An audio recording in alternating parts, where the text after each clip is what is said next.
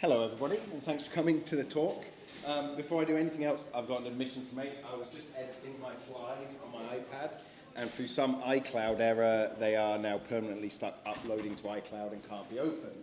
So I'm not going to have any slides. The good news is I didn't actually put many images at all in the slides, so really all you're missing is some text headings, which maybe would have helped me.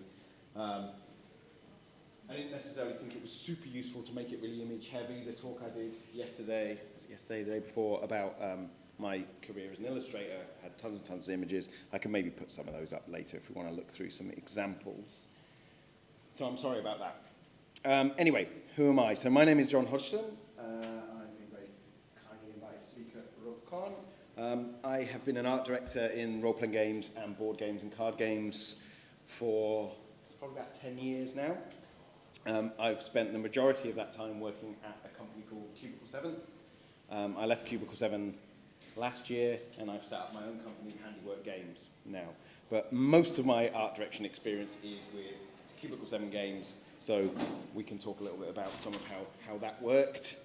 My talk in general, it's kind of divided into a few different general kind of headings in terms of how art direction is done on projects that I have completed, how it could be done. I think I'll defer to your questions if you have questions in the hall about ways you could art direct your own projects, and the kind of the more theory of art direction, what it's all about. I'm not sure quite how long the material I've got is going to be, so bear with me on that. It's not going to be super long, I don't think. But yeah, please do interrupt if you have any questions at all. It's not a sort of very formal presentation. It needs to run beginning to end. And if people in the room want to talk about other things, I'm quite happy to do that. So please, by all means, put your hand up. I don't know if oh yeah, there we are. Hello, hello. Yep, that's working. So we can throw that out so everyone can hear it. I'll not put that in the water I just spilled. Okay, so the big question really is, to start us off, is what is art direction? What is that? You know, before we can discuss it, we need to define it. And in the simplest terms, art direction is a process where an art director manages one or more artists or graphic designers to create visual assets to present a role-playing game in visual form. And they have a lot of different responsibilities. It's quite a strange job, and it covers a lot of different roles. Something that I'll come back to again and again is it is a classic middle management job where there are people above you and there are people below you, and that creates some exciting times. Just a few disclaimers. I am absolutely certain I will miss things. Projects and companies are all different. The way a project is structured or a game is structured demands different kinds of art direction. So I'm going to kind of stick to the things that I know about. And this is all obviously just kind of my experience of art direction. And a lot to do, there is no, certainly in role-playing games, there is no sort of formal training for art direction. And most people are kind of making it up as they go along and then reusing things that worked and refining a process, perhaps learning working for other companies, but it's not really a formal discipline. There are some things that are in common throughout the industry, but even then there are. You know, you'll find indie games work very differently than larger commercial games. Excuse me. So there's a lot of it depends in art direction. So yeah, just to reiterate, your questions today will add the kind of specifics, so please do interrupt. So aims of art direction, one of its core aims is simply to make good-looking products. Now I know it's not always popular with games to talk about products, perhaps we should talk about games. But when you're on the art direction side of the fence and it's a commercial, professional enterprise, we often talk about product. And when you're making a product, it's important to gain sales. And one way of doing that is to make something that just looks good so that people pick it up from the game shop store shelves or from a thumbnail online and they choose to buy it. Now, that links into an idea of the promise of quality. So if a game looks really good in a split second, it kind of promises it is a good game, that someone has invested time in it, that there has been a certain level of budget spent. Now, I think generally as customers, which of course I am one too, I play and buy games, we don't necessarily think about those things consciously, but unconsciously something that looks really cool will grab our attention, and it makes certain promises. So one of the art director's aims is to create that promise of quality. Of course, another thing it does is it communicates the style and setting of the game, especially in role-playing games. You can tell an enormous amount about the game from the cover, the graphic design, and that's the first point of contact with customers, is just the overall look of it, how games like, say, Dungeons and Dragons and Pathfinder will have a similar kind of look. You know, I mean, funnily enough, during, what would we have, say, 4th edition D&D and Pathfinder, Wayne Reynolds was doing the covers for both projects. Something I know he kind of kept a little bit quiet while he was doing it, because I don't think the companies were super happy to have him on both products. But they would look very different to, say, the cover of Fiasco, right? But, you know, that's a completely different type of product, and you can see it, and that is the art director doing their job. What else have we got here? Now, once you get past kind of the cover and the first impression, art direction is really important for something I think that is overlooked a great deal, and I put it quite high up in this level of aims, is mnemonics, which is when people use a book, placing images throughout the book to help them navigate the book and remember where things are. Because role-playing games are often quite big books, and they're used as reference books as well as books to be read. It's quite an interesting discipline, probably outside the scope of this talk, but you're making a manual that both needs to be readable from cover to cover to first understand the rules, but then be referenced in play at the table. And those can have sometimes conflicting aims. But artwork and graphic design has a mnemonic function, so you remember, oh, that often it'll be like the color or the shapes in the piece. You know, that blue picture is near the magic rules or whatever it might be.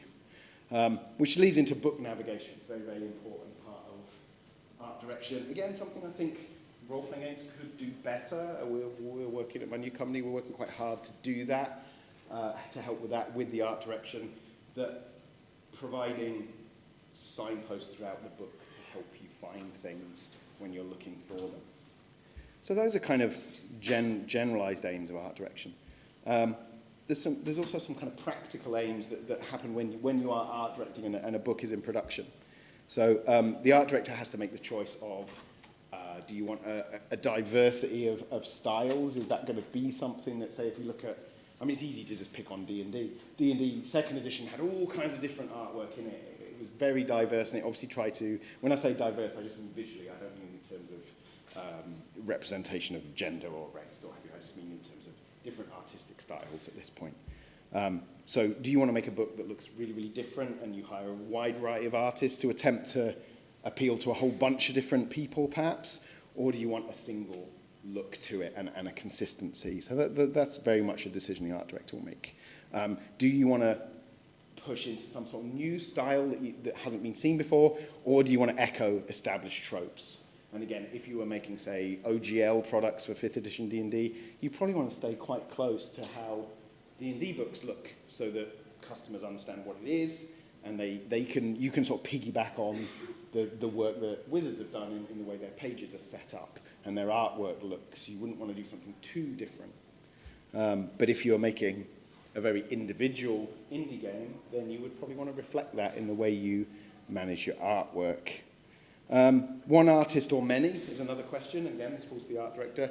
Do you want to have a very singular voice of just one artist? Now, this assumes you have the choice, and we'll come later on. You may not have a choice on this stuff. But one artist can provide a lot of consistency to a product, but it comes with a big risk. It will take longer, and if something happens to them, then your art department is gone. Using a lot of artists can insulate you against that. I mean, I tend to use a smallish team of artists, but a lot of different people, so that if one person runs into problems, someone else can pick up the slack. But that takes more management. So there's kind of risk and time management, and all this falls on the art director to plan and make the decision and pitch it to the management that this is the right way to make a game. Also, the most unexciting bit of art direction is trying to remain on budget. You will generally, if a project is large enough to have an art director that is just working as the art director, there will be quite a fixed budget that you will know at the start, and you have to try and bring in the project on budget. Often in role-playing games, it's a misnomer to say on budget. There is nothing above the budget, if you know what I mean. If you're told there's €1,000 to spend, that's it. It's not like, oh, I've gone over budget. You can't. And then, of course, you've got to deliver on time, and that requires some effective planning skills and project management skills, and kind of knowing how fast artists can work, knowing how fast you can work, knowing the process that you're heading into. Now, of course, alongside those kind of practical aims, there are some more conceptual aims of art direction. So increasingly, we talk about moral and social responsibilities within creating artwork for a game. So here's where we hit diversity in terms of gender and race and that kind of thing. So diversity of representation is going to be a question you should be thinking about. I'm not going to, in this talk, I'm not going to be prescriptive about what I think you should or shouldn't do. Well, maybe later I will. But it's a topic you will have to consider as the art director. And I mean, I suppose, yeah, to actually go against what I just said, I think you should consider it, and you should be aware of the rising need for diversity and representation. And also you have diversity of hiring, so who you are hiring on the project, that's down to you. So that can be quite a responsibility. You know, you will be the person who's asked if all your teams are all men, why? You know, that kind of thing. So that falls on the shoulders of the art director. Also, in terms of what it's okay to depict in a game, how best to communicate with a perceived audience, those kind of things. Then we also have commercial responsibilities, which I've touched on already. So delivering a product that's right for the target audience and making a product that sells, if you're in the commercial arena. So say when I was working at Cubic 7, it's very important to make a product that sells. We employed a bunch of people, the wages need to be paid, the lights need to be kept on in the building. So it wasn't solely an artistic endeavor and nothing else. It was a business, and it needed to pay the bills. So again, you need to, as the art director, you need to be considering what's going to sell and what isn't, and how far can you maybe push boundaries on challenging an audience, or do you just simply deliver up more of the same that you know sells? Which leads into kind of artistic responsibilities, where do you move the state of the art forward with your role-playing game, where that's possible and practical, or do you simply repeat things you've done before, and you don't concern yourself with improving the way art is made or artists are handled or treated. And I think you have, as part of that, there's a duty to treat customers with respect and the people you're hiring with some dignity, if you can. Hopefully you can. So, moving on from that, the basic process, the practical process of art directing a game. So, for me, most of the work happens in successful art direction. Most of the work happens before the work happens, right? Before visible work happens, before you're contacting artists, before you're sending out briefs and all that kind of stuff. My philosophy is very much about having a big network of people that you know. It's all about relationships, being familiar with the material you're working on, being familiar with who's working in the field, so that when time comes to pick people for a project, which is what you'll have to do, you already kind of have a pretty good idea of what you're trying to select and who would be best to do it. And having some clear processes in place. This is something I encounter a great deal when I do freelance art direction as part of the studio work I do now with a new company. Very often companies don't have a process in place, and it's all a bit mysterious to the company owners how this even happens. So it's really good as an art director to sort of know what you're about and the order in which you will do things and what works best. So before that, so once you've got that kind of preparation in place, you are probably at some point going to have to find artists. And now this is a question I'm asked a lot in our art direction kind of seminars, is how do you find artists and what's the best practice for doing that? My personal view is to engage with the community, the artistic community, and get to know people. I've met many artists here. I'm looking forward to meeting some more. I'm about to do some hiring, so I'll be collecting business cards and links to portfolios. That, for me, works really, really well. Other companies do open calls, where you just simply post an advert online saying you want artists for this project, give some idea of the pay and so on, and you see who comes through the door. I don't really like doing that. I think you can waste an enormous amount of time because, of course, it's a very popular job being an illustrator, and potentially hundreds of people will drop you an email, very few of whom will really be cut out for the job. There's an argument that says you will find people by doing open calls that you wouldn't have otherwise found, so there is some use to it. Very occasionally you will see me do that. If you're stalking me on social media, I will put out an open call just to see if there's anybody that I'm not aware of out there that I want to work with. The flip side of doing open calls is just research and doing your own, rather than just put a shout out saying, hey, everyone send me an email. You go out and find artists. So you go to maybe websites like, DeviantArt actually is really popular, even though it gets laughed at. And ArtStation is another great website, artstation.com. Loads of really great artists there. So you may just go out yourself and find people and contact them and see if you can reach a deal to have them work on your project. Alongside that, a lot of companies have a submissions policy that's just an open door that anytime anyone wants to send them a portfolio or an updated portfolio, and they keep people on file. Again, I tend to find that can be a little bit of a waste of time, especially if in the company everybody gets involved at looking at all the art submissions that come in. It's very it's tempting to busy yourself looking at these cold call submissions that come in and thinking you're doing work when you're not really. You're just looking at pictures, And if you don't know what you need at that point, there's no point in looking at those submissions. But some people like to keep files. I mean, I've worked with company owners who give a score to every single submission that comes through the door, and then they go and look at, everyone over a 7. They pull up when they need some artists. Doesn't work for me, but hey. So that's the kind of the general sort of before the work starts, how do you find people process. I thought it might be interesting a little bit to talk a little bit about the psychology of the whole thing. I'm very invested in it being about relationships between groups and individuals. So I've got a note here that says, welcome to middle management and a lifetime of understanding other people's needs, which is very much what the art direction role is. You are in the middle between writers, company owners, and freelance artists, and you've got to sort of get all those people working together to make the artwork for a game. So kind of talking a little bit about the psychology of working with artists, it's been very, very helpful to me because I have been a freelance artist for 20 years or so.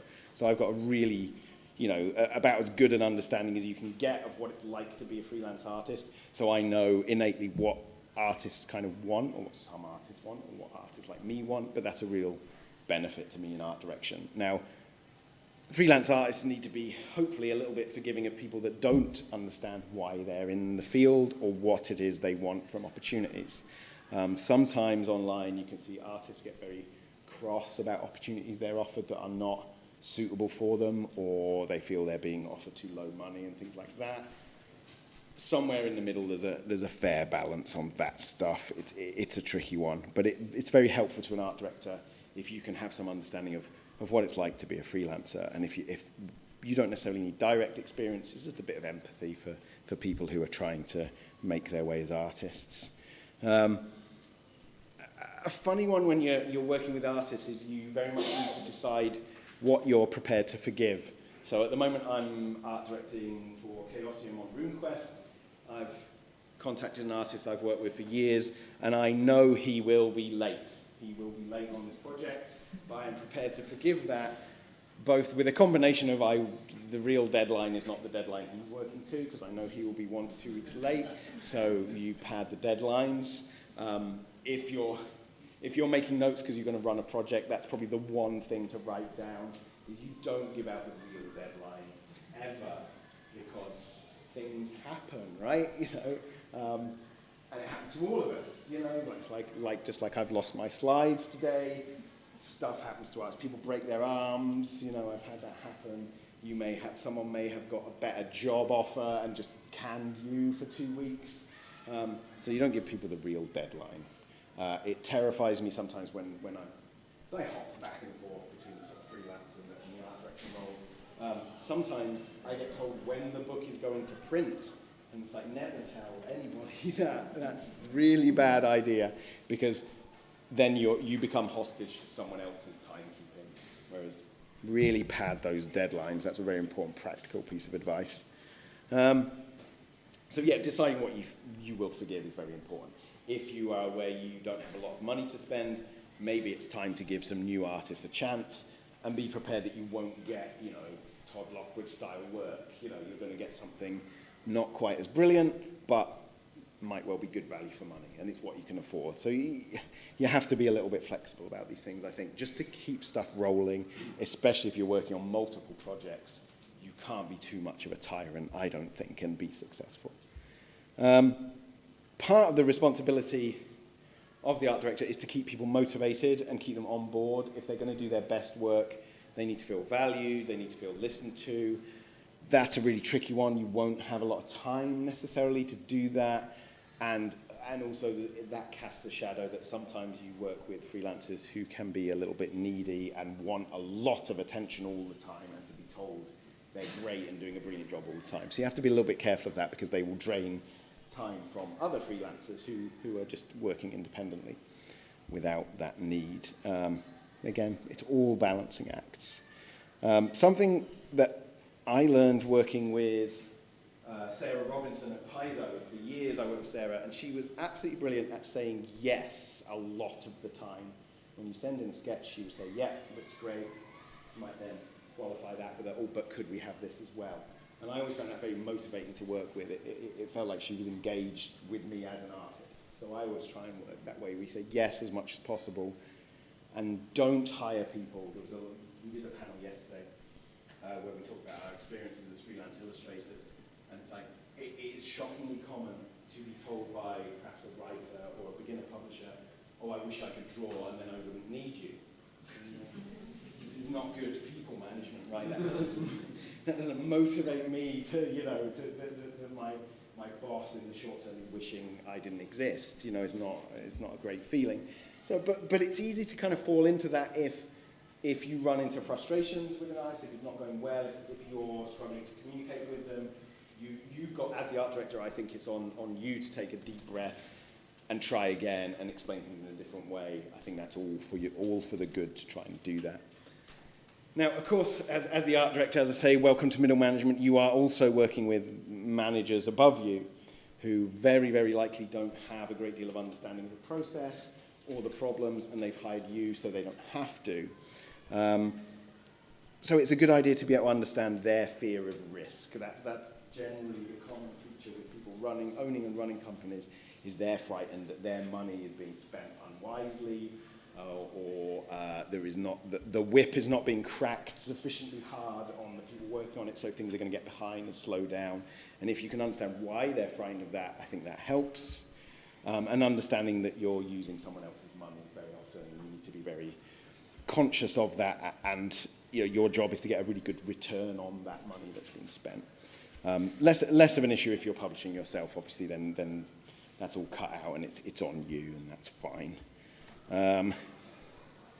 Something always the case, I suppose, it's worth mentioning, it's common to pretty much all jobs, is you're not necessarily going to win battles with the management every time. If you've got a great boss who will listen to you, that's really, really good. But you can't expect to constantly tell them how it's going to be. So you're going to need to be a little bit flexible about that kind of stuff. And being aware that if you choose flaky artists to work with or artists that don't deliver, that's on you, which as unfair as that is, that's just tough. That you are going to get blamed for the performance of your art team. So again, which is why it's a good idea to know a little bit about the psychology of working with artists to ensure that doesn't happen. A little sort of side note, a great deal of the work I've done has been also included licensees. So people like the BBC, Middle-earth Enterprises. There's several, on Tolkien stuff, there's several levels of licensees. It's a very complicated legal situation. Who else did we work with? Various TV companies. And understanding their needs is really important as well. If you want it to go smoothly. Oh, Games Workshop, of course, is another big licensee. And Games Workshop is a very good example. Pretty much everyone that works at Games Workshop has been promoted upwards through Games Workshop and are tremendously passionate about their intellectual property. And they love it, like they genuinely love it. When you go and visit their HQ, the enthusiasm is just unbounded. And you shouldn't take that lightly. You should respect that, and they're letting you play with their toys, so you need to be respectful in the way you do it. I think it's very helpful to kind of lighten their load as much as possible. Another thing I've seen, so I have to be careful. There's an interesting thing with talking about art direction is there's a lot of business stuff involved and contract stuff involved, so sometimes I'm going to be a bit more circumspect about situations I'm talking about. I've worked in a company that was producing games for an IP owner. Another company was also producing games for them, and the other company was very strange in their approach. They wanted to almost remake the setting. We had paid money to be allowed to play with these toys. This other company was like, no, we're going to remake them. We're going to make it better for you. We're going to change the way this setting works. That's never going to fly. You are not there to do that. You are there to respect the property as the art director, and don't be critical of what they've achieved, because they're here and you are here. So much of all of it, I think, for me, comes down to relationships, and just it's the same kind of rules as any relationship about respect and communication and understanding other people. I see a lot of conflict, certainly that happens online, publicly, between art directors and artists, or company owners and artists and so on. Just comes down to a failure to appreciate the other side's position. That company owners want, well, I've only got this much money and I don't make much money, so I need you to work very, very cheaply. Hey, question, yeah, go for it. In my experience, with that sort of concerns, because the angle to take out is how much is it going to cost you to reprint this? It's not done. Yeah, right. Yeah, definitely. It's a publishers take it. Amongst freelancers, it's really easy to be super critical of publishers because, and fair play, anybody who's not paid me or treated me badly in my whole career has been a publisher, right? So it's very easy to sort of keep putting bad marks next to the name publisher. But also, everyone who's taken a risk on my artwork, everyone who's paid me, has also been a publisher. And it's very easy to forget that stuff. And yeah, the risk is held by the publisher. They will be the initial people who are sued if an artist, is a plagiarist or uses copyrighted photographs or something. That's going to hit the publisher first very hard. They might then try and chase down the artist and sue them, but that's a different matter, So yeah, I think when you're in the middle of that as the art director, it's a really good idea to try and be as empathic as possible towards other people while maintaining your own course if you can. It's quite tricky, it's not an easy job, I don't think. I was thinking about, in terms of a single project, who kind of holds the most threads there? Is it the editor? Who sort of represents the publisher? And you mentioned, for example, layout being something the art director falls in those hands as well. But how do you see that whole kind of separation of responsibilities? It really varies. It varies by company, very much so. I mean, in the last couple of years, say at Cubicle 7, I'd got to a place where I was overseeing all of it. So I came from the art department, and then we kind of brought everything together. Even prior to that, at Cubicle 7, I was working very closely with the head of editorial. And it was lovely, actually, because we were all very reasonable people, and we would just sit down and talk. I've worked in other companies where there is not that level of reasonableness. And say towards the end of my time at Cubicle 7, there was the division came back in place between writing and the art department, which was one reason it was time for me to move on. And that can cause trouble. I know, again, tricky to name names on other companies that I certainly haven't had anything to do with, but I know there can be a lot of friction between the editorial side and the art side, especially as it's quite easy to change words. And quite difficult to change finished pieces of artwork.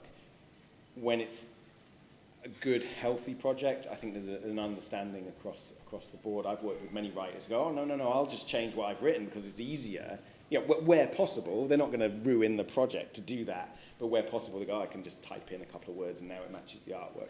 If you can have that sort of crossover, great, but it certainly doesn't happen everywhere, and there are unhappy people working in role-playing games because those relationships are messed up, and it becomes people that are on the same team are competing which I just find a bit silly, but it happens, you know.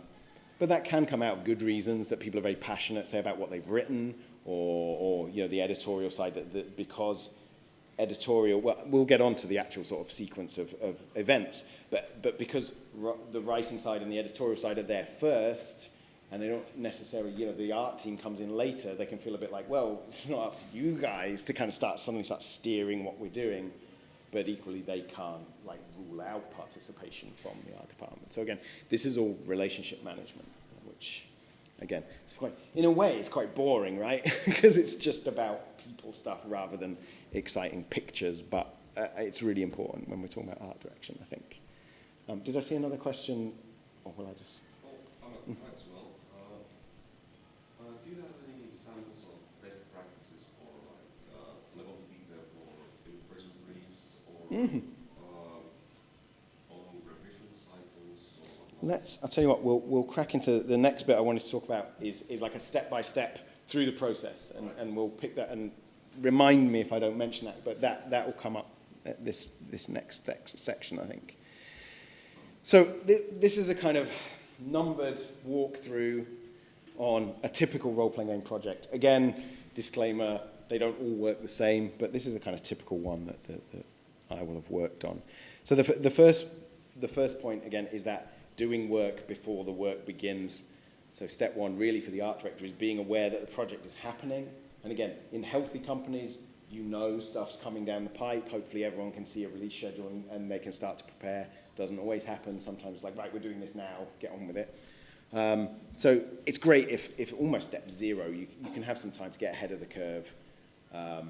It's lovely when you get the chance to make a style guide where you pull together perhaps a Pinterest board, or you know, it used to be a mood board in the old days with things cut out of magazines and so on, and you, in a really luxurious situation, you will get the chance to make a body of work before the book begins. That's quite rare, unfortunately, or you have to do it quite quickly, in my experience.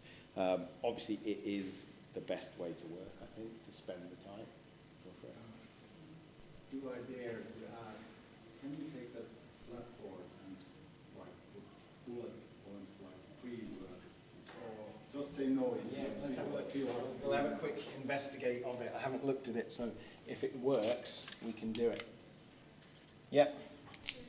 Okay, something to look at. Let's see what I can destroy with this. That's a strong thing to ask. Yeah. I'm so sorry about my slides. I can't believe it's still. No, It's just my slides are a spinning wheel forever now, I think. Right. Okay. So what do we have here? So yeah. And then not for everything, just this Yeah. Just for this step, and then you can. So pre-work, and we'll say style guide. This is like my handwriting is now being judged. When I was making my failed slides, I was suddenly painfully aware that how I laid out the text on the slides was like really important to have any credibility in an art direction thing. I'm like, oh no, like, can I just, and I'm using, Keynote on an Apple product, which is not necessarily super high level stuff, So, number two, I would say, if this is not necessarily in place, number two is, I've forgotten it already, so elevator pitch. Now, either you want to be supplied this, or you might have to write it. I've been in multiple situations where whoever within the company or the project is supplying the writing has not made an elevator pitch. So sometimes it's a good idea to write one yourself, so they will correct you and say, oh no, that isn't the way this product should be, and that's a great way to get them to write it for you. So an elevator pitch is 1 or 2 sentences that explain what the product is all about, what it does, and what it's aimed to do. Now that is probably the single most useful thing you will be given, and you can keep coming back to it and checking that everything you do relates to the elevator pitch. So everyone can see it. Now, in my list, I'm going to put here 2A. And now this is the cover. Now, if you are working for distribution, distributors want the cover 6 months ahead of release. And this can be fantastically difficult to achieve in a timely manner. but you are going to need to produce the cover first in mainstream distribution. And that might mean this is where you need these 2 steps, really. Otherwise, you're just guessing kind of what it should look like. And that changes. I mean, if, say, you're working on a Doctor Who book, it's quite easy because the TV show exists and you can pretty much hit the nail on the head. But if it's a new setting or something, this is going to take a lot of communication to get that right. And it's probably the single most important piece of artwork in the whole book. So yeah, you've got to be really careful about that. I think designing covers would probably be a whole other presentation. But the primary things I think about when designing covers is that it is the bridge for customers to get into the project. And I will put that in priority order above total accuracy to a setting.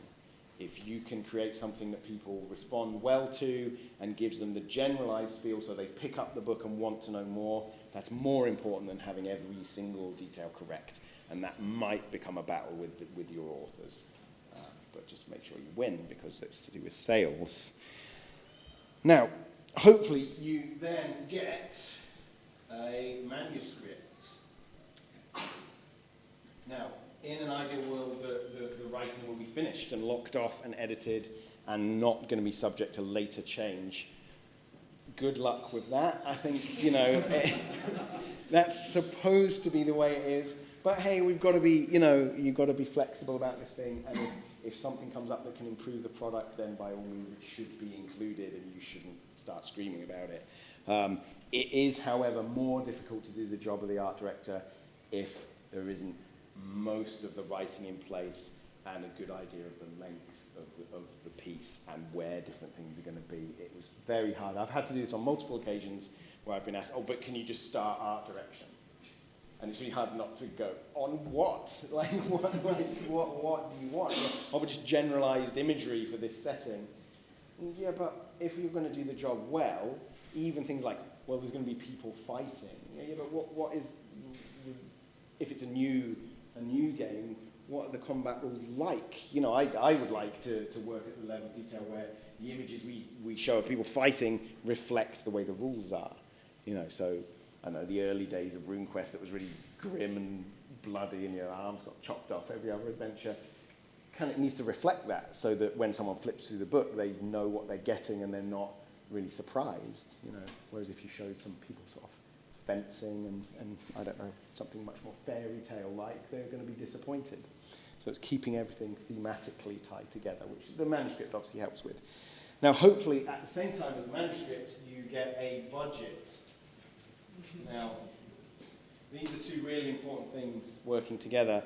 Now, this is some stuff a lot of people don't know about, so this is, again, some kind of good stuff. You then want, now, did I put this as its own? Yeah, number 4, having had those 2 things, is your art density. This confuses some people, confuses a lot of people, especially people giving you money. In an ideal world, you know how long the book is going to be, so say 160 pages. Now, books are printed in multiples of 16 pages generally, sometimes in 8s, but mostly in 16s. So books come in for like 96 pages, 128 pages, various multiples of 16. What I usually do is take 8 from the number of away from the number of pages for what I call non-author created content. So it's things like the frontispiece, the contents page, the index. Usually comes in about 8 pages. You could call it 10 if you want, but 8's okay.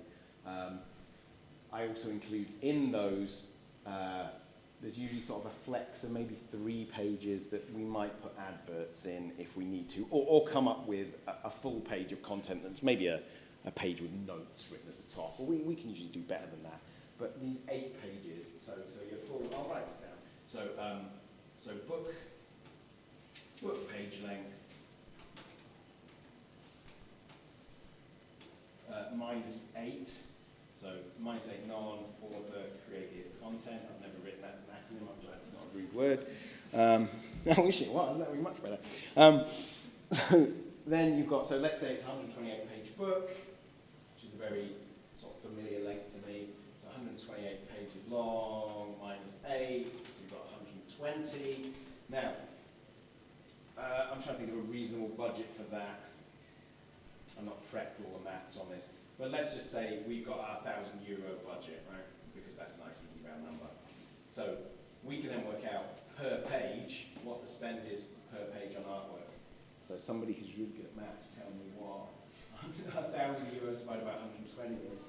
I would just use a calculator because I'm not a maths guy. But anyway, you get a spend per page. That will help you work out. You also want to know your rough kind of art spend. So if you're, let's say we want to spend, I don't normally work in euros, but let's just say we're spending €300 per page for art. So art is often sold in whole pages, and quarter pages are a quarter of that. You know, it's pro rata, so a half page will cost €150. Why did I make my maths so you've got the website? So €75 for a quarter page or so. Now, all of these numbers together let you know what you can afford per group of pages. Let me do have I got my phone, because this is really annoying me that I haven't prepped this, but never mind, I want to calculate. Using all this stuff, this is a really sort of boring part of art direction. Using all of this maths, you can work out how many pieces of artwork you have in how many pages. Usually I tend to want about one piece of artwork every 4 pages. It gives you, then you can have a spread that is all text, and then a spread that always has a picture, and they alternate. And that seems to be a reasonable level of artwork in a role-playing game to match kind of the expectation in the field. Obviously, some projects will have a much, much greater budget, and you can either spend more on artwork or you can have more of it. What was I going to say? Something about all of that. Let me look at my notes. Bear with me. I've totally confused myself now. Yeah, so spreadsheets are an absolute art director's friend. I probably spent a couple of weeks art directing before I discovered spreadsheets. I had come from illustration background. I'd never used spreadsheets in like a normal job, but having a big grid that allows you to add things up and see information all in one go is fantastic. So at this point, once I've established what my maths is, so ultimately I find out from the art density how many pieces of art I am going to need. So for a 128 page book, normally I'd be aiming for one piece of artwork every 4 pages, so there's about 30 pieces of artwork. So I would then set up a spreadsheet with 30 rows. I would then look in the manuscript, I would be looking at the length of the chapters and divide up my 30 pieces proportionally. So let's say the introduction is perhaps massive and it's 10 pages long. I would, see, I'm doing all this math stuff that's really bad to do off the cuff. But proportionally, you divide up, you can look at the fractions of the book and you divide up your art budget accordingly. Yes, go on. Do you include vignettes in that? An image every second spread? So something, thank you, because that was what I forgot I was going to talk about. So something a process I developed was, because you have different sizes of artwork, I tend to work on a unit of 16 pages with sizes of artwork that change through those 16 pages. So in the first 4 pages, I'll have a quarter page. Second 4 pages, a third of a page piece or a half page piece. Next 4 pages, a pencil piece, and then a quarter. And that rotates round. Now, that doesn't need to be fixed. You can play with your own rules however you want. Obviously, if certain chapters have different art needs, like a monster chapter might need loads more artwork, so you're going to have to find budget from somewhere else to put into that chapter. But basically, you can sum all this up in doing the maths and planning it out so that your budget is divided up and put where it needs to be to create a book. Something I find really hard, especially when I worked on things like The One Ring, is you're only going to have one piece of artwork every 4 pages, and you take the manuscript and you start reading it, and I'll usually pull out anything or underline anything or highlight if I'm doing it digitally, anything I think would make a good illustration. And often you'll end up with like 500 prospective illustrations through the book, and you've got to cut that down to say 30. So you learn to be pretty brutal, and it's only the best moments that you're picking out to illustrate, and that can be quite hard, quite almost sad sometimes, because if you're working with really good writers, they're coming up with loads of brilliant stuff. But I think you've also got to find peace with the fact sometimes the text can just operate by itself, and that's good enough. And it's a good thing that you've been excited by the text and you want to illustrate every last thing in it, but you've got to be absolutely brutal and cut it down to make sure you're on budget and on time, because if you put too much in, it's going to slow you down and you're going to spend too much. Now, we were talking about complexity. That ties in at this point that I will always try and put in a different size of piece. Again, this is something that perhaps you might want to decide by project. Maybe you want all the pieces to be the same size and in the same place on a page. That's a decision you can make. You're free to do that. I tend to mix it up a bit, and it seems to work. And again, for memory purposes, when you're navigating the book, different sizes of artwork function well for that. That's an additional feature of that. So I tend to work, having been an artist myself, the smaller the piece, the less complex it should be, because you are paid less for smaller pieces. So unless you're going to change the structure of pay, quarter-page pieces usually center around a single figure doing something, maybe two figures, but with the capacity that really it focuses on one figure, or a scene, a landscape, or an object. Larger pieces like third-page pieces and half pages can have a little bit, more figures, several elements that are all of equal importance, up to sort of full pages and spreads where you can really ask for whatever you want because the pay will back that up. Yes, go for it. I was wondering, between numbers 3 and 4 there, Yeah. has there been a decision about book format and general layout, like 2-column, 1-column? Yeah, usually that'll come around sort of, there's almost a separate column where that you will have a bunch of meetings about this kind of workflow is where you've already decided all that stuff. But yeah, that will happen around this kind of point where you're deciding on a lot of stuff I've worked on is just 8.5 by 11 US letter size. You may be working on different sizes in different parts of the industry, and things like you say, the layout template and so on will be decided usually in discussion with the business owners on that kind of stuff. Yes, go for it. Yeah, also relating, either before or during point 4, you need a book designer. Mm-hmm. Yeah. Because, especially if you're role-playing second cookbook, you Yeah. want to minimize the amount of page flipping. Mm-hmm. Yeah, I mean, there's a way you can do this kind of workflow. You can bring in a designer at the end because you've probably, as pointed out, you've probably already made a lot of decisions on how the book is going to be laid out. You would probably have some standard practice within the company. It is a bigger task if you're starting from nothing. Yes, you absolutely, it's a good idea to bring in a layout person earlier on up here, do some work on page templates and general graphic design.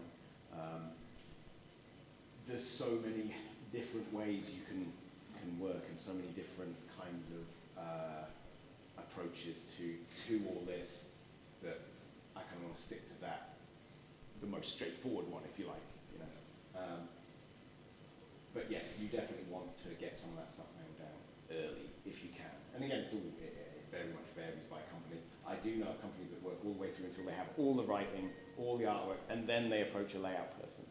Which, and had some interesting conversations recently about that, where what that can do is it gives the layout person an enormous job to do, that they have to come in late and work with what they're given.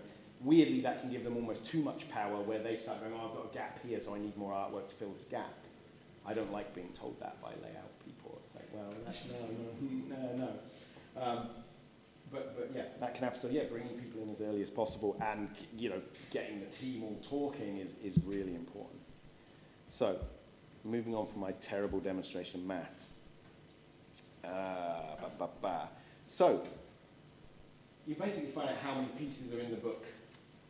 You can then, you've got your spreadsheet, you've picked out the things you want to show that are very important. And again, there's a lot of different ways you could do that. You could start out, you don't have to start at page 1 and work your way through and find out you've assigned too many pieces. You could already be aware of the key moments you want to illustrate and then build outwards from those. a lot of different ways to do it, and everyone tends to do it differently, I think, in the industry. Then ultimately you write your briefs. So you've got your 30 slots, you know what the game text, hopefully you've got the game text, and you then write briefs to send to artists. Now this is, again, we could have another hour talking about the best ways to write briefs. I think short and pithy advice for that would be remember the visual, that artists are not going to be drawing the backstory of a character unless it impacts the visual. The same for monsters. Any detail you're giving, any detail that doesn't relate to the visual in some way is slowing the artist down and potentially confusing or boring them, you know. So being very focused on the visual is very, very important. And that can be very difficult if you are the writer of the game, to separate out a character's history from their appearance. I did get delivered a manuscript for one book on a very high-profile game line where every single non-player character in the book had no physical description. Their character was described, but there was nothing at all. And that made an enormous amount of work for me because the decision was taken by the writing team that they didn't mind, which was basically an abdication of responsibility to me, that I then had to design the visual appearance of all these characters, which was a whole other task that I then had to make another spreadsheet and make sure I wasn't duplicating, or, you know, I was not expecting to have to do that work, but I did. You know, that's just how it is. What else in writing briefs? Yeah, your complexity. You do want to tie the complexity to the size of the piece of artwork, I think, to be reasonable and get the best result for the money you're spending. So if you ask for an enormous battle scene in a quarter-page piece, you're going to get something very quickly made, or you're going to have a very tired artist who ultimately is not getting paid for the time they're putting in, which perhaps could affect long-term relationships with that artist. So you write out all your briefs. So hopefully you've then got what I would call a master art file. So it's divided up by chapter. We've got columns for chapter. We've got columns for I would always give a code number for each piece of artwork, the size of it, and a brief. And then that's ready to go out to artists. So hopefully up here you've already been thinking about, let's just go to it. So let's add some of these in. So we've got write briefs.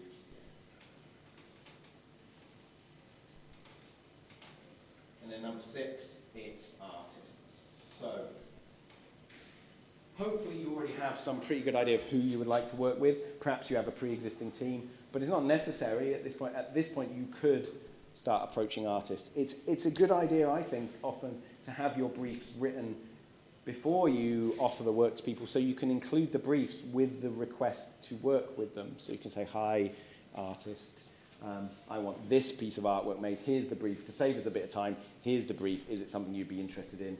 This is the deadline. This is the pay. This is the contract. Now, pay, contracts, deadlines, again, we could do another hour on that.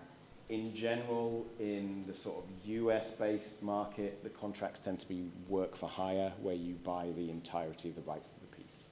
So the publisher owns the work as if they were the creator of the work. How moral that is another question. I found, as a freelancer, I went through a couple of years of trying to keep rights to my own artwork, and I managed to do that quite successfully. I then found it was my responsibility if someone stole the artwork from the publisher and made posters out of it. They were like, well, it's not ours, you know, and I had to chase down people. So in some ways, if you can get a little bit more money as the artist and sell the work outright, it just moves it out of your control, but you're not then responsible for protecting it or all those hassles. So sometimes, you know, it can seem a little bit immoral to buy all rights to artwork, but it does have benefits for the artist too. Shoot. Yeah, do people attach style references, briefs, or give access to the asset libraries? Yeah, if you've got other games in the line, or if you have the benefit of making a style guide, all of that will go out with the briefs. I think it's worth bearing in mind how much normal humans will read. I mean, I'm often sent whole rule books, and I don't have time, and sometimes you're just going to have to skim it and get the key points. And I've done that quite successfully. You know, sometimes skimming it is the best way to get the key essentials of a product actually, whereas someone who is super invested and wants to tell you all about it is going to give you so much extraneous detail. But yeah, you want to give a sensible amount of information, which again is a little bit like saying it's, I don't know how much that is. Depends on your style, I guess. If you're the kind of art director who wants very, very specific results, then sending as much information as possible is good. I tend to try and just stick to the minimum visual information and let people interpret it so they feel invested in what they're doing and part of the project. I think that is worthwhile. Yeah, as I've said, setting the deadlines at this point. So let's put in deadlines, contracts, pay. All of that needs to be agreed with the artist first. Why am I trying to write upside down? So deadlines, contracts, pay. And you get all of that fixed at that point before anyone starts any work external to the company so that it doesn't come back to bite you later. Never let anyone start work without agreeing pay because it will always cause problems. Now, yeah, setting your deadlines, you do, as we've already said, you want to pad it as much as possible so that you're not throwing yourself on the mercy of someone else's time management. And then next, what happens next usually is the artist goes off, makes a sketch, sends it in. As the art director, you review it. And very often you're coming back to the elevator pitch to make sure the sketch meets both the tone of the project and what they've been asked to do. And when you write your briefs, you're also giving as much of the elevator pitch as you can. Revisions, there's often a lot of people want rules about how many revisions they can ask for or should ask for. I was given some really good advice by, I worked with John Blanche for a while, and he always said any more than 2 revisions and the artist has just lost interest, which was quite brutal. I mean, he's quite a straight-talking guy, John Blanche, but I've always tried to keep to that.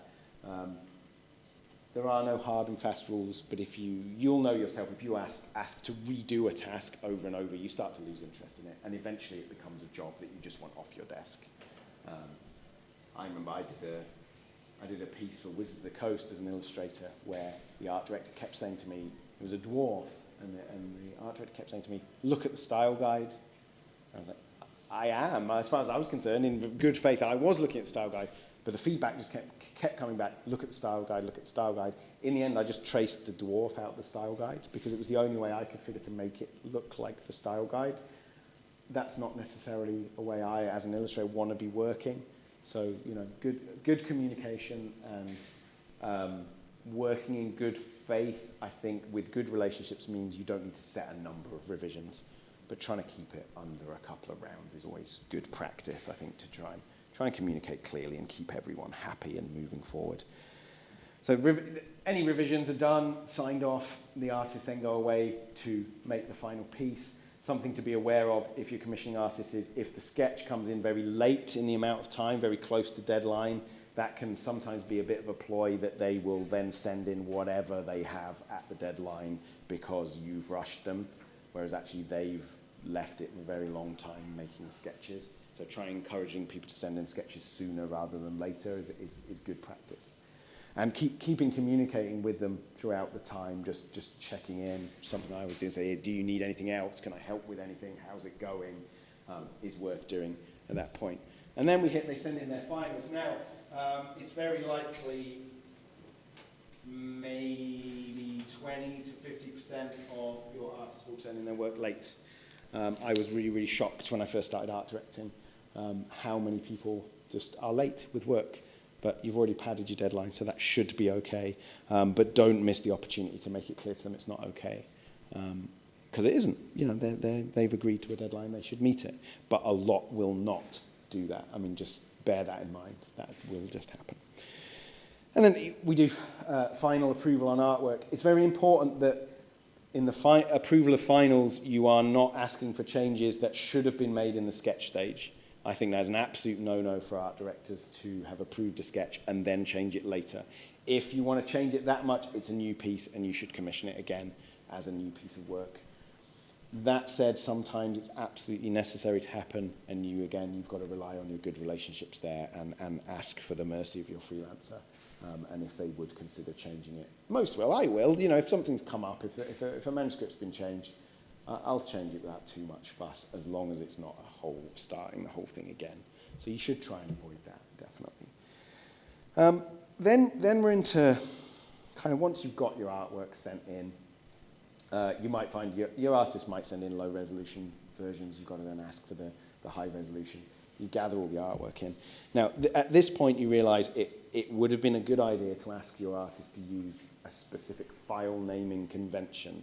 Now, that's something I generally put in the contract so that it doesn't really matter what it is. I like to start with a number that places the piece of artwork within the book so that when I get all the files in, hopefully most of the artists have used that naming convention, and all my files I can put into a project folder all run beautifully in order that they appear in the book. I mean, it's quite aspirational that that's going to happen, but it cuts down the time that you have as the art director have to spend renaming files. If you don't give people guidance on naming their files, you will spend, if you work it out on a really big book, say a 256-page book that's got 60 pieces of artwork in it, if you spend 30 seconds renaming each file, it adds up to a lot of time in your week. So if you can get your artist to name their files properly, that's a big help. I mean, that it's these curious little things that have saved me enormous amounts of time. Now, at this point, the artwork will go to layout. Hopefully you have separately, this is really the working with illustrators workflow. At the side of all this, you've been hopefully talking to a layout person, you have a layout template, and they are ready to put, you should hopefully have finished text as well, which you will have had to have been keep chasing up. If you didn't have it here, you want it all to come together at the same time so it can go into layout, be brought together, and there's a similar process with the layout person as well of discussion, reviewing their work, making sure it's all cool as everything is fitted together. We won't run through that, because it's a very similar kind of thing. And then it's on the art director to review the finished, laid out piece of work and make sure it fits everything it's supposed to fit. Often you will do things like print proofing as the art director, and it's your responsibility to make sure that there's no weirdness has occurred in layout that will print wrongly. That's quite a big responsibility. In some companies, the art director actually does the layout. That was a very common thing in American companies for a long time, that the art director is the layout artist.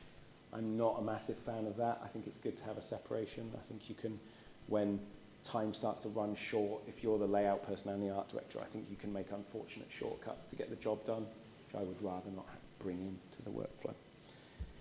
So with licensed products, there's always going to be some additional steps. So often licensors want to see sketches, often they want to see final artwork. So you have to build in that time as well if you're working on something like a Games Workshop product or a Middle-earth product. The licensors want to see it before it's finished, and they also have sign-off on the final artwork. So that, I mean, again, going back to my disclaimers, that is one way of doing a workflow. Not all projects work this way. Sometimes you will simply send a trusted artist a manuscript and say, I want 30 pieces of artwork, go mad. Sometimes you won't send them the manuscript, you'll say, just give me 10 pieces on this theme, if they're people you can trust and you've worked with a long time. That can be great. It can be a great opportunity for artists. Again, this is a bit of a kind of commercial workflow more than an indie one. In indie productions, you can just do whatever you want, really, and kind of make your mistakes and feel your way through it. I think it's good to know a sort of baseline like this so that you know when you're deviating from it and likely pitfalls. So just quickly, I thought we'd talk a little bit about some of my favourite art directors to work with. I've talked about Sarah Robinson at Paizo, who I just think really shone as an art director for saying yes a lot, where very often in kind of smaller organisations there is that level of real intensity on what people want, and they often lead with no when they see things. I certainly feel it myself when artwork will come in. I'll write a brief for a picture and I will have imagined what I think it's going to look like, and then something comes in and it doesn't match what's in my head. I think there's a discipline in being open to someone else's interpretation. if I responded immediately on opening artwork coming from artists, I would often be tremendously negative because it just surprises you. And it doesn't always surprise you in a good way, but if you give it 10 minutes, you go, oh, actually, this is better than something I would have thought of how to do it.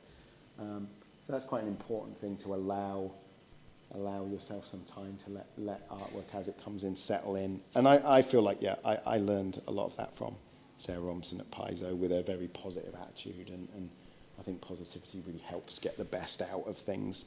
Some artists really like to be pushed and really like to be told everything they've done wrong. I don't get a lot out of that process on either side of the fence.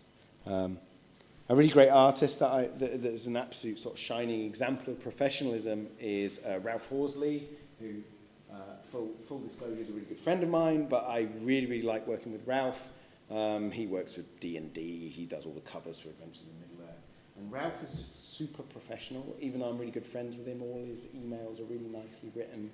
And we often laugh because both of us have had feedback from some pretty high-profile jobs that we are always polite in communication, and apparently not all freelancers are. I find that a little bit surprising. I would like to think people try to be professional, but apparently not. Which, if you do art direct artists, I suppose you should be ready for the fact not everyone is a professional. That's a weird one. I'm trying to think if I have a note here, say general points on what makes a good freelancer and a good art director. And that's just got to really come down to communication, people being open to communicating back and forth as much as possible. Any rules, any workflow you set in place can be bettered just by open communication back and forth, and explaining your expectations and understanding the other person's expectations. And I think that's probably the biggest takeaway from all of this. So I think that's probably enough talking out of me. Did anyone have any more questions about stuff? Go on. I found quite interesting that for the visual diversity supplier options. Mm-hmm. Take third edition D&D, Yep. The whole extended catalog is an absolute mess Mm-hmm. with severe self-identity issues. Yep. I think that's obviously, it's very clear what you would prefer is like a singular approach, right? And a lot of games do that. I tend to agree. Other products just don't, and I assume they're aiming to please everybody.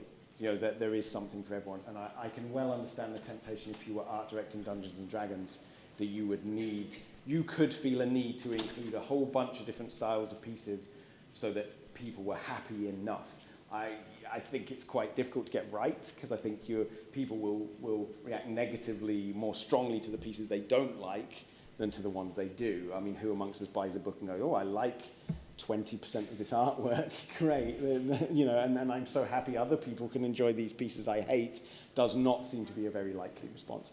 But it happens and people do it.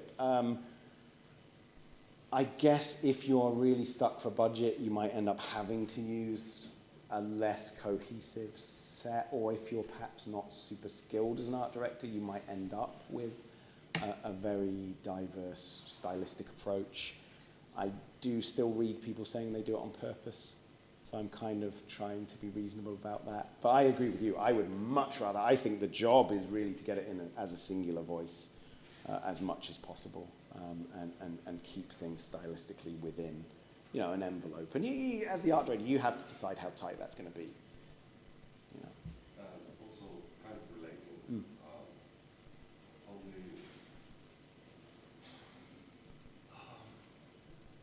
for third-party products, conforming with general aesthetic of the original.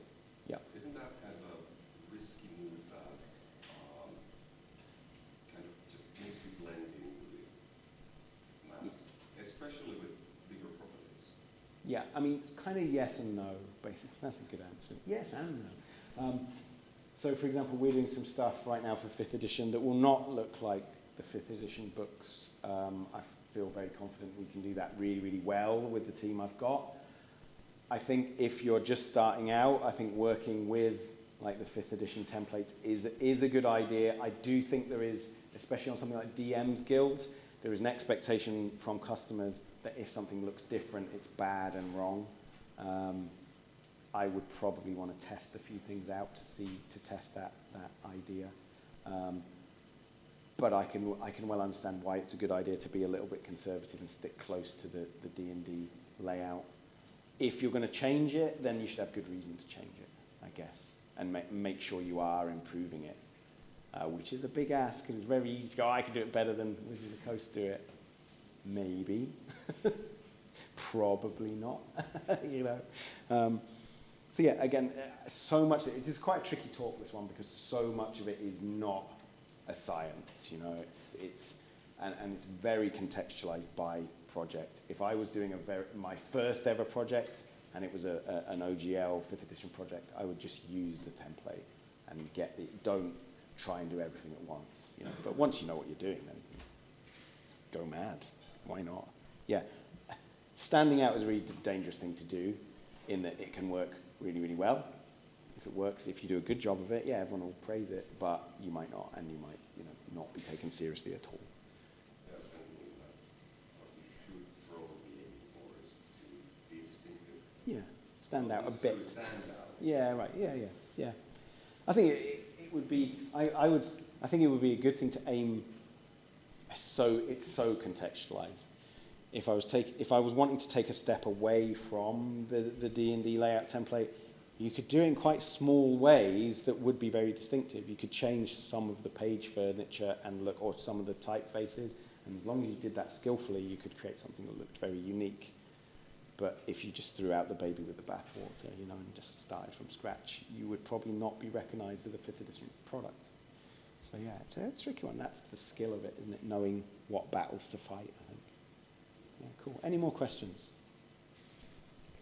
Yeah, following the development of role-playing game artwork from the 80s, 90s to the late 20s, 2010, 2020s, I've seen this kind of shift in artwork. There seems to be more of very large artwork compared to having more or less these kinds of filler pieces that just break a column or something. Yeah. There used to be, of course, there's this printing methods have changed and budgets have improved and everything. And one thing is also that I'm more familiar with the Finnish editions of role-playing games that have been mostly published in black and white with the occasional color picture. Yeah. But have you seen this? How have you seen this trend in artwork toward large full color illustrations? And has there been this kind of shift from this filler kind of block, this column breaker illustrations toward large, maybe full stress or? Yeah, I mean, I think you're absolutely right that changes in printing and changes in the way artwork is made have had a really big impact. An interesting one, I was talking about this yesterday, an interesting thing is the development of Kickstarter and the rise of artwork that is Kickstarter artwork and is not illustrations from the text. It's almost notional. Before the project really starts, you hire in some really exciting big images that maybe are not made to illustrate the product, and then they get used in the product, and you can identify them as, oh, those were the header images from the Kickstarter, those were made for Kickstarter. And it's kind of interesting how that serves a different function. It's like a pre-cover. Like I was saying, you know, I find it acceptable to maybe not prioritize 100% accuracy to a setting on a cover to draw people in. It's like the bridge. It's not the island, it's the bridge to the island. And you wouldn't want the bridge to be the same as the island necessarily. God, that's a tortured metaphor. But there's another bridge now with Kickstarter stuff where you're making artwork to stand out on Kickstarter and promise things from a Kickstarter. And whether that is always a good thing is yesterday we pretty much concluded it isn't, because it's like an advert that then appeared for the game, that appears in the game and is not necessarily created in the proper workflow. So that's a change I'm definitely seeing. I don't really want to. I was just thinking while I was talking if I want to name the names where we've seen it, because they're kind of quite obvious, but that would be unfair to the publishers involved. I think it would be hard to argue that standards have not improved in terms of production quality. I think there are a few standout products, I picked up this weekend, it's all over my social media, the Finnish language edition of the Red Box. And it was interesting going back through just the sort of production quality of that is actually quite high. First edition Warhammer Fantasy Roleplay, although it was laid out, very traditionally, it was pasted up, elements were cut out by hand. There was never digital files of that. That had some really high quality layout from the olden days where layout was taught a certain way and people had to be real craftspeople in order to fulfill the function, whereas desktop publishing has kind of reduced people's, anyone can do layout now. And it's not always a good thing. So yeah, I'm being very yes and no today. It's an interesting topic, I think. I just think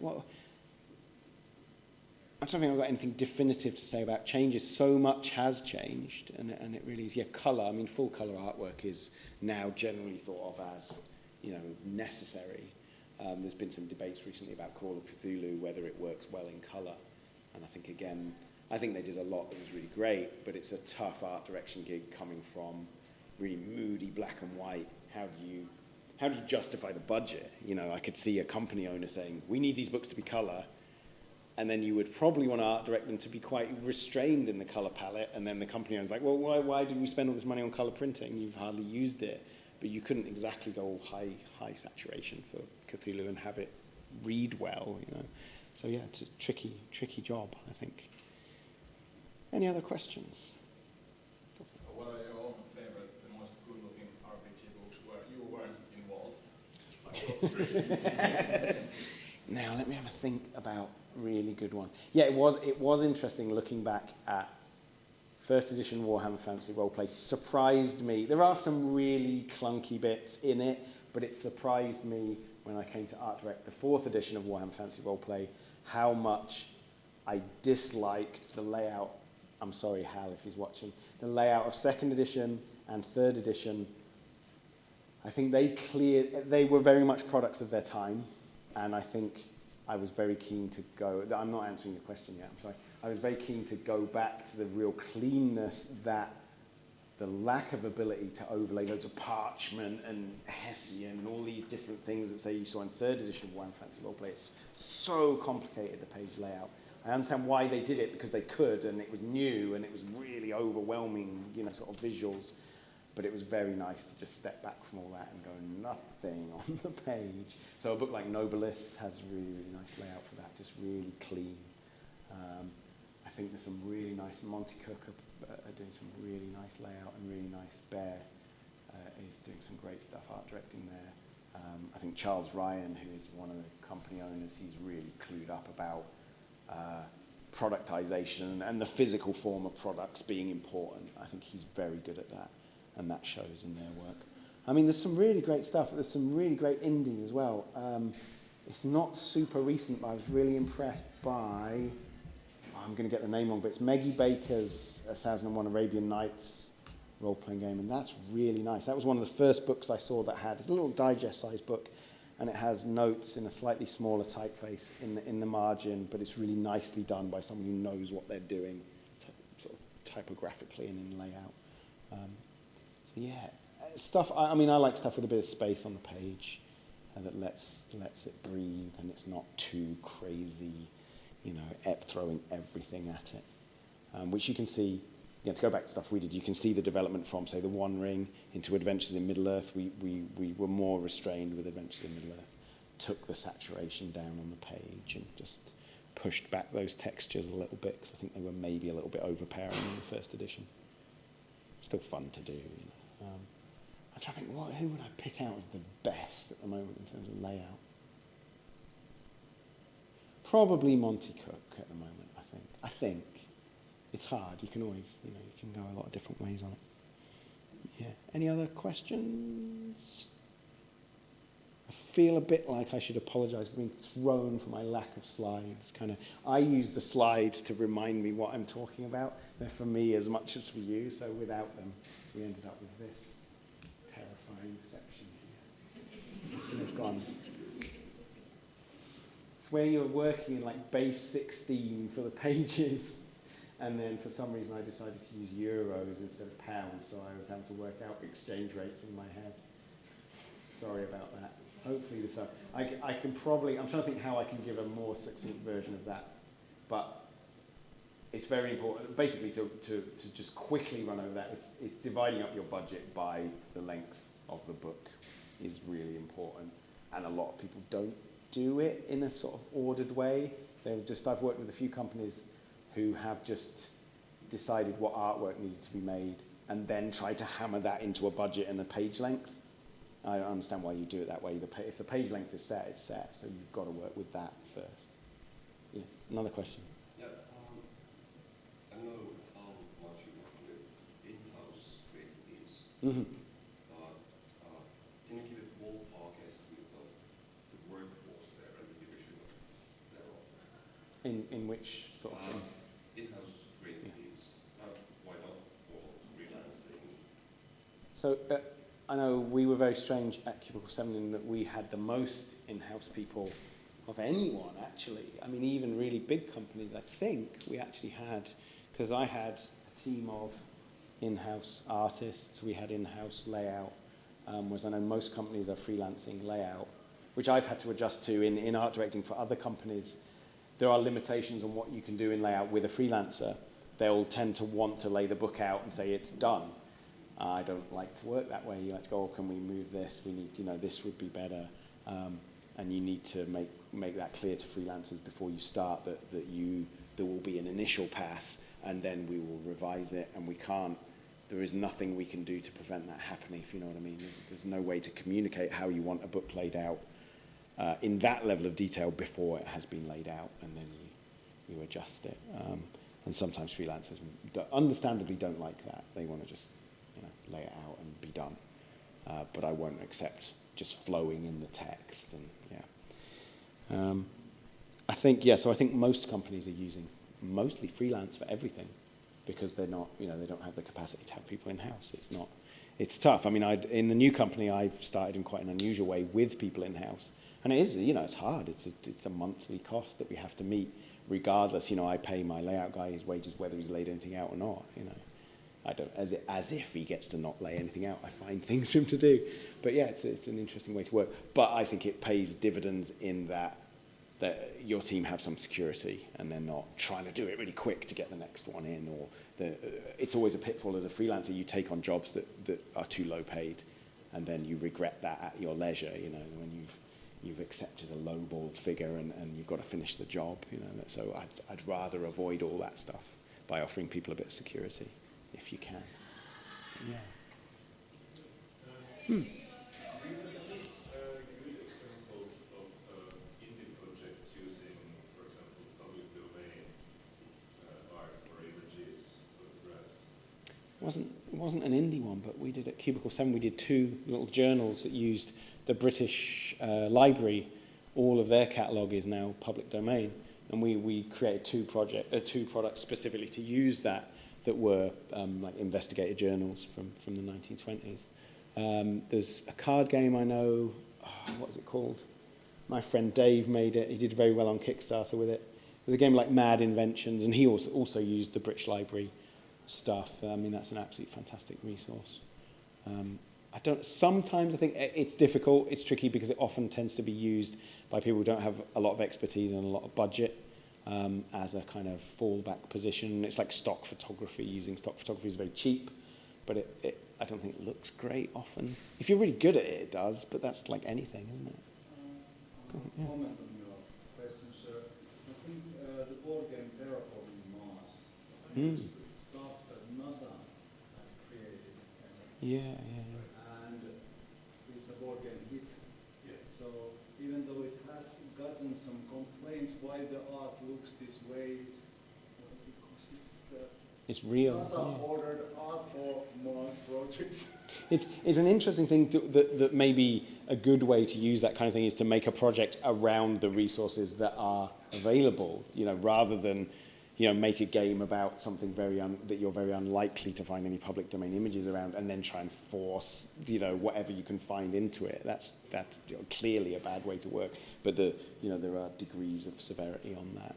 So yeah, if you can yeah, NASA, I mean, there's an incredible selection, incredible library of images that are absolutely free to use. So it would be a good idea to start with that, given that artwork is probably the single biggest expense a game is going to have. Maybe look at what is available before you design the game, you know, design to what's out there would be a very interesting project, I think. You said that every project is its own beast and it's very contextual illustration. But some kind of how much the artwork should sort of stand out or pronounce the product? Because some mainstream Dungeons and Dragons, for example, just comply with the text or the tables of the stats. Yeah. And keeping it within the realm of Dungeons and Dragons, when the old Planescape box came out last Dungeons and Dragons, it sort of, for me, it redefined how I read the text. Yeah. Because, and in a good way. So, at what level, to make it a question, at what level the importance or the pronunciation, the heaviness of the arts should be communicated in the project? If you want it really to be other end of the spectrum, it might be a comic book. So let's change the form. It's not only it's a comic. And it's just what you said earlier. Well, we have a gap in the layout.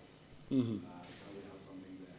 Yeah, I mean, I think in an ideal world, I mean, I would love to, and I'm trying to make books, for example, where we lay out spread by spread by spread, rather than this kind of workflow that is a sort of flowing, you bring together set processes that can be happening at the same time, all come together at the same time.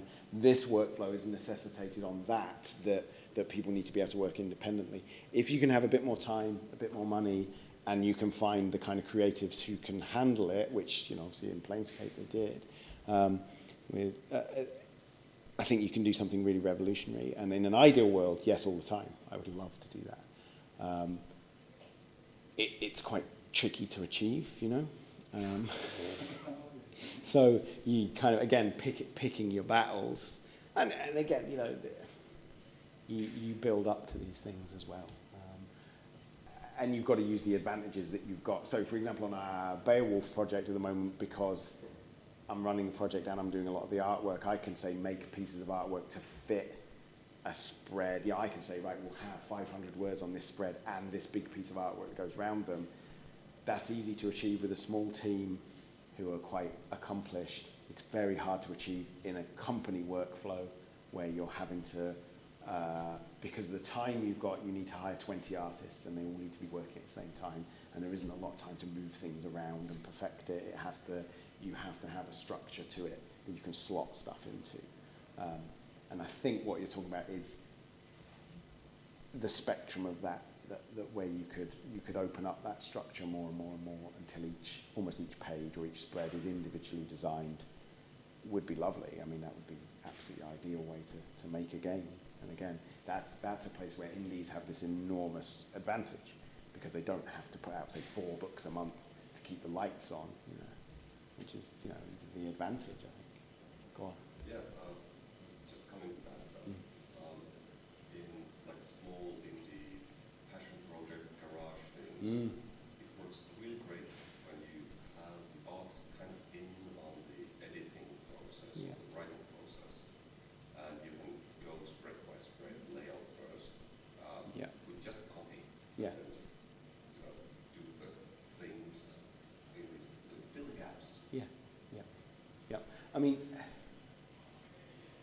there are, I've seen suggestions of laying out a book without any artwork and then commissioning it to fill the gaps, which I know that's not what you're suggesting, right? But I really don't like that as a workflow because then the artwork is just filling gaps, and who's deciding where the gaps are? And then is that really the limit of the art direction, is just notice the gaps? Seems aiming really low, you know.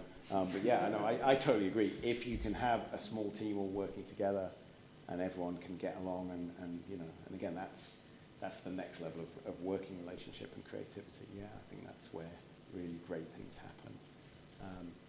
more commercial products, it's harder because you need to have multiple teams working, you know, across multiple books. So you need to have a structure that allows that to happen. Any other questions? We wrap it up there. Thank you very much for coming along. Sorry about the slides. Thank you.